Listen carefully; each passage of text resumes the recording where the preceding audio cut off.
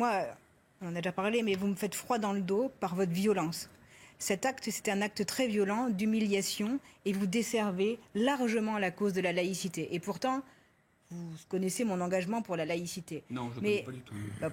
Écoutez, tant mieux. De toute façon, je ne sais pas ce que vous avez fait pour la laïcité, d'ailleurs. C'est ça. Écoutez, de toute façon, vous êtes violent. C'est le Front National. C'est le Rassemblement National. Forcément, RN égale violent. Je ne vous ai pas coupé. Vous en êtes exactement... Et vous en êtes exactement...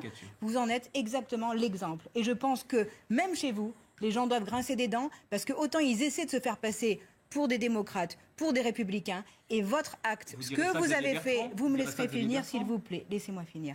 Votre acte, ce que vous avez fait, ce n'est pas républicain, parce que vous ne faites pas respecter la loi, vous imposez une loi qui serait la vôtre, et en plus, vous êtes d'une violence absolue, humilier une femme devant ses enfants, c'est inacceptable.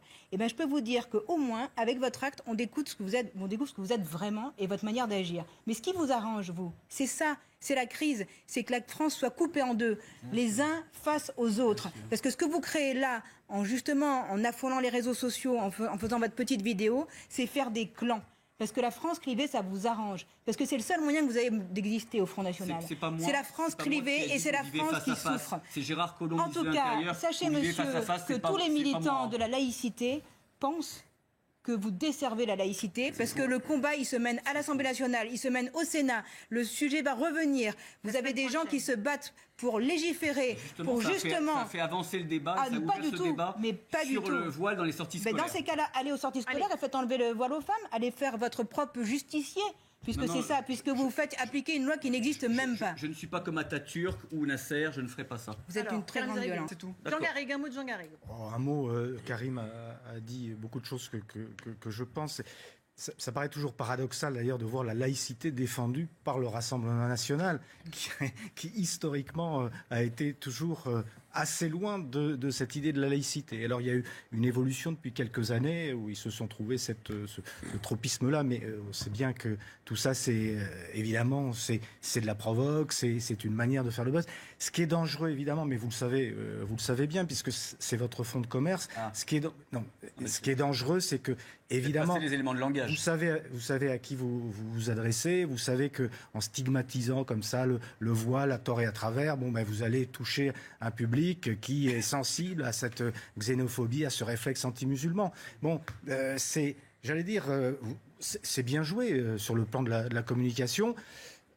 Vous êtes les idiots utiles des islamistes, en fait, qui sont eux-mêmes vos idiots utiles. Il y a un jeu très pervers. Ils s'alimentent les uns les autres. Ils s'alimentent les uns et les autres. Et au milieu, il y a la République. Et comme l'a dit Karim, comme l'a dit Laurence, il y a des lois républicaines. Et là, en l'occurrence, la loi a été respectée. Donc, il y a même pas à discuter. La loi était respectée. Mais comme les islamistes, ils veulent réviser la loi républicaine. La loi républicaine, comme les islamistes, autorise des idéologies de haine comme le salafisme, le wahhabisme et le frérisme à pouvoir prospérer dans notre pays. La loi républicaine.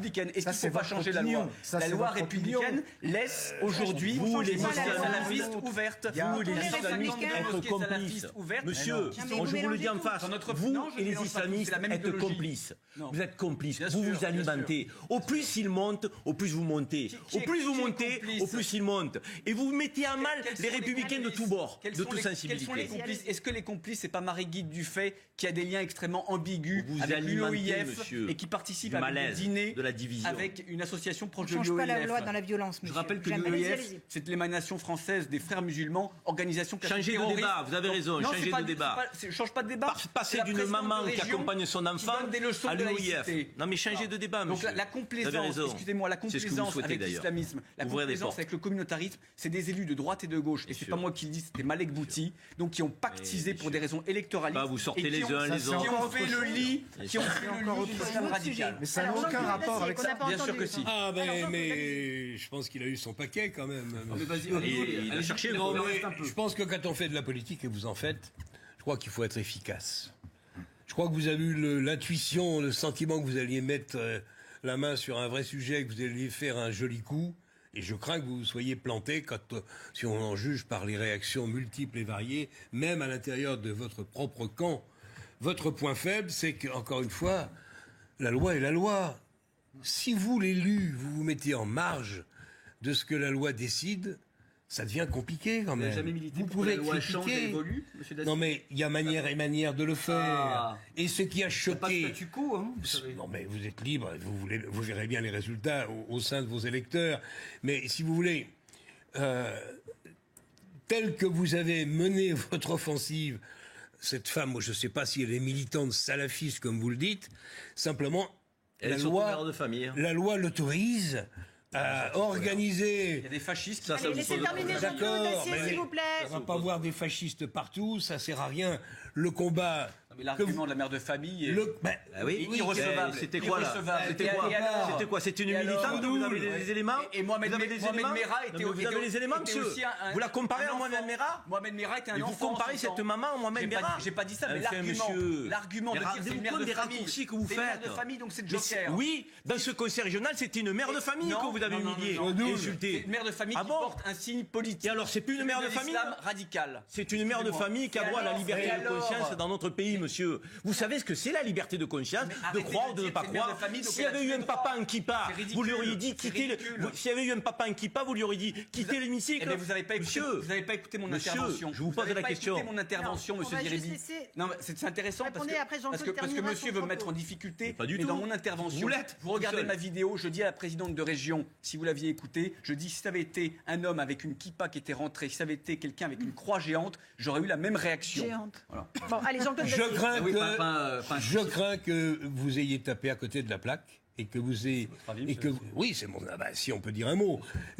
Vous avez tapé à côté de la plaque parce que vous avez été encore une fois maladroit. Vous, élu de la République, vous vous êtes pris à une situation juridique qui vous donne tort. Donc que vous meniez le combat pour que la loi soit modifiée et qu'on interdise le voile à peu près partout pendant qu'on y est, ça va être compliqué. Il doit y avoir entre 6, 7, 8 millions de musulmans dans ce pays. Certains portent le voile, c'est vrai, je le reconnais. Certains peut-être, certaines femmes peut-être, mais encore faudrait-il le démontrer sous la contrainte. D'autres portent le voile parce qu'elles trouvent que c'est une référence religieuse qui leur va et qu'elles acceptent, non seulement elles acceptent, mais qu'elles défendent cette situation. Donc, encore une fois, pour être efficace, il faut que le combat ne se trompe pas de cible. C'est pas le combat en France contre la population musulmane dans son ensemble et le voile, c'est un combat qui est perdu d'avance parce qu'il n'a pas de sens. Que vous combattiez les extrémistes, que vous combattiez les imams, que vous combattiez tous les radicaux de l'islamisme radical, on sera à vos côtés, comme tous les Français. Mais non, même dans votre camp, vous vous sentez pas un peu seul, M. Odoul? Non, mais les outrances de ce type discréditent ceux républicains, laïcs comme qui combattons l'intégrité. Où voyez-vous une outrance? C'est une agression.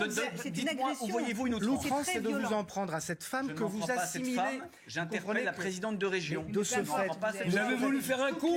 Bon, allez, reconnaissez-le. Toutes les mamans musulmanes de France vont s'identifier à cette femme. Et donc vont se considérer comme des victimes. Du coup, on ne se pose pas des vrais problèmes, c'est-à-dire la burqa, le burkini, il faut dire, monsieur, c'est que moi, un parent qui accompagne son enfant en sortie scolaire, qu'il ait une croix, qu'il ait une kippa, qu'il ait un foulard, qu'il ait rien. Mais je m'en fous, mon pays, la France, tolère. La liberté de conscience, de croire ne pas croire. Tolère. Notre pays tolère aujourd'hui. La loi le tolère. La République le tolère. C'est le même sujet. Et aujourd'hui, avoir une vision laïque à géométrie variable est très dangereuse. On se retrouve dans un instant, on reprend ce débat dans un instant. À tout de suite dans Punchline. C'est le sujet, la laïcité. Voilà, et on se retrouve dans Punchline ce soir pour évoquer cette vidéo tournée par Julien Odoul lors du Conseil régional de Bourgogne-Franche-Comté et dans laquelle il interpellait la présence d'une mère voilée accompagnant un groupe d'enfants dans une sortie scolaire. On va écouter la réaction de Bruno Le Maire, ministre de l'économie ce matin chez nos confrères de la radio. D'abord condamner le comportement de cet élu du Front National, parce que c'est un comportement qui est indigne. On ne prend pas parti une mère de famille dans une assemblée avec ses enfants, et en plus c'est complètement inefficace. En revanche, je partage la position qu'a exprimée Jean-Michel Blanquer. Je pense que le voile n'est effectivement pas souhaitable, ce n'est pas la société que nous souhaitons. Alors c'est autorisé pour les sorties à l'école, je le sais bien, c'est légal, mais ce n'est pas pour autant souhaitable. Quel type de société nous voulons? Moi je veux une nation unie, sans communautarisme. Je veux une nation qui soit fidèle à notre culture de l'égalité entre les femmes et les hommes. Et je souhaite une nation dans laquelle les religions, la loi de la religion, ne l'emporte jamais, jamais, jamais sur la loi de la République. Alors, Jean Garrigue, là, et Jean-Michel Blanquer et Bruno Le Maire disent oui, ce n'est pas souhaitable. On est en République, il y a des lois ou il n'y a pas des lois, c'est tout. Donc, non, mais on les change. Alors là, en tant que citoyen et en tant que laïc et peut-être nostalgique de la Troisième République, moi, je comprends la position de Jean-Michel Blanquer ou de Bruno Le Maire, car on peut effectivement, en tant que citoyen, s'inquiéter et déplorer le fait que monte cet usage du voile qui, de facto, induit un signe d'inégalité entre l'homme et la femme. Et rappeler que dans un certain nombre de pays musulmans, il y a 50 ans, en Égypte, il n'y avait pas de femmes voilées, et que donc il y a une forme de régression. Très bien, ça c'est un débat qu'on peut avoir, il faut l'avoir de manière dépassionnée, réfléchir à ce que c'est véritablement que la laïcité, mais la laïcité n'interdit pas à la jeune femme qui était au Conseil régional de Bourgogne d'accompagner son enfant avec un voile. À partir de là, la loi est ainsi faite. Et ensuite, et là je rejoins aussi ce qui a été dit par Bruno Le Maire, si l'on veut modifier la loi, on le fait dans le cadre de l'Assemblée nationale, du Sénat, au moment des débats qui les concernent. Mais effectivement, on n'interpelle pas. Et puis, comme il le dit aussi, et ça je le partage, c'est un combat qui est contre-productif parce qu'il n'aboutit qu'à victimiser cette femme et ceux qui voudraient justement communautariser la religion musulmane et ça revient aussi à stigmatiser tout cet ensemble, cette immense majorité de femmes musulmanes de France qui sont pas du tout dans l'intégrisme, qui veulent simplement vivre comme des citoyennes françaises. Voilà. Karim ? Non mais on a vu la position de Bruno Le Maire, on a entendu la position de Jean-Michel Blanquer, que ce sont des positions personnelles. Ils ont le droit d'avoir des positions personnelles. Dans notre pays, heureusement qu'on a le droit de ne pas être d'accord et d'avoir des positions personnelles. Or, aujourd'hui, le sujet, c'est pas les positions personnelles des uns et des autres, c'est la loi. Et que dit la loi ? Dans le cas de la dame qui a été pointée du doigt, qui a été humiliée, c'est ça le sujet. Après, en dehors de l'humiliation qu'on lui a fait subir, mais que nous puissions débattre, être d'accord, ne pas être d'accord. Il y a des instances pour ça, il y a des enceintes pour ça. Ça s'appelle l'Assemblée nationale. Je crois qu'à l'ordre du jour, il y a un débat en fin octobre qui va permettre d'évoquer le sujet. Mais nous l'évoquerons. Et les 577 parlementaires, législateurs de notre pays, décideront à un moment donné de la position à prendre. Et peut-être que dans 2 mois, cette dame ne pourra plus pénétrer ou qui que ce soit avec un signe religieux, mais aujourd'hui, ça n'est pas le cas. Ça n'est pas le cas. Donc aujourd'hui, prendre une position en la pointant du doigt, c'est dévoyer la laïcité qui s'impose à tous. C'est dévoyer les lois de la République qui s'imposent à tous. Donc c'est ça, aujourd'hui, le problème de M. Audoux. C'est qu'il dévoie nos lois, il dévoie nos principes pour, effectivement, faire en sorte que les siens s'appliquent. Même si la loi républicaine et les principes laïques disent le contraire. C'est pas grave. Moi, Audoux, qui je suis, personne, mais je vous dis, vous n'avez pas le droit de rentrer avec un foulard. Mais au nom de quoi, monsieur ? Au nom de quoi, monsieur ? C'est ce qu'on appelle la culpabilité inversée. Au nom de quoi ? Voilà. C'est ce que font très bien les islamistes. Ah bon ? C'est la culpabilité. J'en suis je fais la taquilla. Voilà. Vous n'avez pas remarqué ? Bon, allez. Allez-y. Donc, moi, sur le fond, parce qu'encore une fois, il faut revenir sur le fond du débat. Et le débat, il est ouvert. Et je pense qu'Emmanuel Macron va être obligé de le trancher. Parce qu'entre la ligne Blanquer et la ligne de Sibeth Ndiaye, il y a un gouffre. Donc, les sorties scolaires, est-ce qu'on autorise ou pas les signes religieux ostentatoires ou est-ce qu'on les interdit ? Moi, je pense qu'il faut les interdire rapidement. Est-ce que les élus Rassemblement National voteront, par exemple, la proposition de loi LR tendant à assurer la neutralité religieuse des personnes concourant au service public de l'éducation ? Bien évidemment, bien évidemment, puisque ça participe de nos engagements, de notre programme. Donc nous, tout ce qui va dans le sens de la neutralité religieuse, que ce soit dans la sphère du service public ou dans le cas de l'éducation nationale, a fortiori, évidemment que nous sommes 100% pour. Donc, mais sinon, ce débat, encore une fois, il ne faut pas l'extraire du contexte. Le contexte, c'est des gens, des groupes qui profitent de la faiblesse de notre législation et aujourd'hui de la faiblesse de notre laïcité pour avancer d'autres lois, d'autres règles, d'autres codes. Là, c'est vous qui avancez d'autres lois, d'autres règles. Là, c'est vous. C'est vous qui avancez d'autres lois, d'autres règles. Vous n'en êtes même pas conscient. Mais c'est grave. C'est le voile c'est les revendications pour le halal dans les cantines. C'est le burkini dans les piscines. C'est les activités séparées entre les femmes et les hommes. Mais arrêtez. Mais vous dites n'importe quoi. Vous avez fait, monsieur, arrêtez. C'est des agents de la fonction publique aujourd'hui qui sont dans les piscines. Il n'y a pas d'agents de la fonction publique. Chacun a C'est dommage parce qu'après l'affiche de la FCPE, on avait remis le débat sur la table. Et il y a eu vraiment un engagement républicain de la grande partie de la classe politique qui était prêt, effectivement, s'il vous plaît, à se reposer la question du voile dans les sorties scolaires. Moi, par exemple, je suis contre le signe voile religieux. De signes religieux, mais là, il se trouve que c'était un... Là, encore une fois, tu vois... Pardon, mais la fiche de la FCPE... Non, mais c'est le voile qui pose problème. Laissez Laurent Salier parler, messieurs. Chasse le naturel. S'il te plaît. Sur la fiche de la FCPE, c'est un voile. Je parle de l'affaire de la FCPE. Je sais bien de quoi je parle et je fais suite à mon propos, si tu permets. Donc, sur cette affaire de la FCPE, justement, ça avait permis de retrouver un front républicain de laïcité, de gens qui s'engageaient pour condamner cette affiche. On était dans un processus législatif, avec le 30 octobre au Sénat, à nouveau, les questions qui allaient se reposer. Mais en faisant ce que vous avez fait, vous faites reculer la cause, évidemment. Parce que maintenant, vous avez crispé le débat sur un acte de violence qui met dans le camp des contre des gens qui seraient comme vous et dans le camp des pour des gens qui seraient opposés. Donc du coup, ça perturbe complètement le débat et au lieu de vous occuper du burkini, ça ne le perturbe pas, oui, ça c'est un problème. Au lieu de vous occuper de toutes les autres choses graves, de la burqa et des choses qui sont condamnables et qu'il faut condamner. Mais la burqa, il y a une loi. Mais elle n'est pas appliquée. Mais il y a une loi. C'est pas nous, peut-être, et si on s'occupait des retraites, vous vous soumettez totalement dans les communes que vous gérez. Mais Laurent Salier, qui a fait la loi contre le voile intégral? Qui a fait la loi contre le voile intégral? D'accord, je vous remercie. Et si on s'occupait des retraites, des 9 millions de pauvres dans notre pays, ce serait pas mal non plus, non? Parce que nous on parle de la burqa, il y a déjà une loi. Il suffit de l'appliquer.